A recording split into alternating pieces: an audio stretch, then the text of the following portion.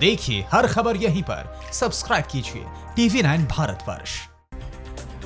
और पाकिस्तान की बड़ी साजिश कैसे हुई नाकाम? हमले की फिराक में छिपे उग्रवादी कहां हुए ढेर? राजस्थान में विधायकों की खरीद फरोख्त का सच क्या है? किसने कहा चाइनीज कंपनियों को हटाओ, आत्मनिर्भर बनाओ? भारत का नाम Guinness book of world records में क्यों हुआ शामिल? देश की 9 सबसे बड़ी खबरों को देखते हैं टॉप 9 राष्ट्र में। जम्मू कश्मीर में सुरक्षा बलों ने घुसपैठ की बड़ी साजिश को नाकाम किया। नौगांव सेक्टर में पाकिस्तान से भारतीय सीमा में घुस रहे 2 पाकिस्तानी घुसपैठियों को मार गिराया गया। मारे गए दोनों आतंकवादियों से 2 AK-47, 12 मैगजीन बरामद की गई है। खुफिया एजेंसियों को इनपुट मिला है कि पाकिस्तान की तरफ से भारत में घुसपैठ के लिए 250 से 300 आतंकी लॉन्च पैड्स पर मौजूद हैं।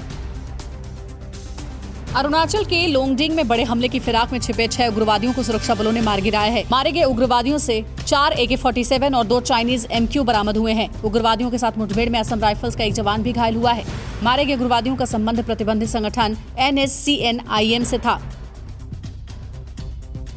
राजस्थान में राज्यसभा चुनाव से पहले विधायकों की खरीद फरोख्त को लेकर बड़ा खुलासा हुआ है। कांग्रेस के 2 विधायकों को 25-25 करोड़ का ऑफर दिया गया था, लेकिन विधायकों ने ऑफर नहीं स्वीकारा। मुख्य सचेतक महेश जोशी की शिकायत पर एसओजी ने केस दर्ज कर 2 आरोपियों को गिरफ्तार कर लिया है।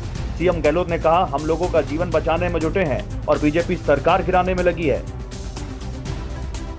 कांग्रेस अध्यक्ष सोनिया गांधी ने पार्टी के लोकसभा सांसदों से वीडियो कॉन्फ्रेंसिंग के जरिए बातचीत की। सोनिया गांधी ने कांग्रेस के लोकसभा सांसदों से मौजूदा राजनीतिक हालात, गिरती अर्थव्यवस्था के साथ ही कोरोना के बढ़ते संक्रमण को लेकर चर्चा की।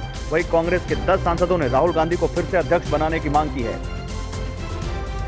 चीन को सबक सिखाने के लिए अखिल भारतीय व्यापारी संघ ने रेल मंत्री पीयूष गोयल को चिट्ठी लिखकर मांग की है कि 43 नई वंदे भारत ट्रेनों के लिए लगने वाली बोली में चीनी कंपनियों के हिस्सा लेने पर रोक लगाई जाए, जिससे लोकल फॉर वोकल और आत्मनिर्भर भारत अभियान को मजबूती मिलेगी। 43 नई वंदे भारत ट्रेनों के लिए 1500 करोड़ का बजट रखा गया है। भारत ने 2018 में किए गए बाघों की सर्वे में नया वर्ल्ड रिकॉर्ड बनाया है। इस सर्वे को Guinness book of world records में दर्ज किया गया है। केंद्रीय पर्यावरण मंत्री प्रकाश जावड़ेकर ने खुशी जाहिर करते हुए कहा, हमने बाघों की गिनती के लिए दूसरे देशों की अपेक्षा ज्यादा कैमरे लगाए थे और उसी की वजह से हमारी जनगणना गिनीज बुक में शामिल की गई है। बाघों की गिनती के लिए कैमरा ट्रैप्स 26,760 अलग अलग लोकेशंस पर लगाए गए थे, जिसमें करीब 3.5 करोड़ फोटो खींचे गए।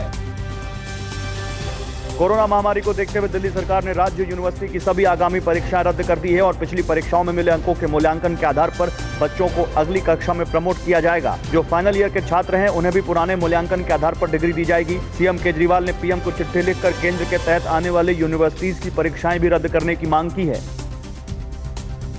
पेमा उल्लंघन मामले में ईडी ने दिल्ली और गाजियाबाद में ट्रैवल कंपनियों के 8 ठिकानों पर छापेमारी की है। छापेमारी के दौरान ईडी ने कंपनी के ठिकानों से 3 करोड़ 57 लाख रुपए कैश और साथ ही कई अहम दस्तावेज भी बरामद किए हैं। ट्रैवल कंपनियों पर विदेशियों को ई-वीजा सेवाएं प्रदान करने के नाम पर अवैध रूप से पैसे लेने का आरोप है। महाराष्ट्र में महंगे बिजली बिल के विरोध में बीजेपी ने नागपुर में ढोल बजाओ प्रदर्शन किया। बीजेपी कार्यकर्ताओं ने ढोल के साथ चौराहे पर प्रदर्शन किया और सरकार से महंगे बिजली बिल को तुरंत वापस लेने की मांग की। लोगों का आरोप है कि पिछले 3 महीने में बिजली बिल कई गुना बढ़ करके आया है, जिसे सरकार वापस ले। फिक्र आपकी, सोमवार से शुक्रवार रात 9 बजे सिर्फ TV9 भारतवर्ष पर।